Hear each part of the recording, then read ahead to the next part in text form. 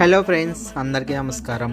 ఈరోజు మనం ఒక పవిత్రమైన పుణ్యక్షేత్రాన్ని దర్శించుకోవడానికి వెళ్తున్నాం. అదే శ్రీ సుబ్రహ్మణ్య స్వామి దేవస్థానం మోపిదేవండి. ఇది ఆంధ్రప్రదేశ్ రాష్ట్రంలోని కృష్ణా జిల్లాలో ఉన్న ఈ దేవాలయం ఎంతో మహిమగలదని ఇక్కడ అందరికీ నమ్మకం. ఇక్కడ స్వామివారు స్వయంభూగా వెలిసినట్లు పురాణాలు చెబుతూ ఉన్నాయి. ముఖ్యంగా సంతాన ప్రాప్తి కోసం భక్తులు ఇక్కడికి వచ్చి మొక్కులు వేస్తారు. ఎంతోమంది భక్తుల కోరిక నెరవేరినట్లు కూడా విశ్వాసం.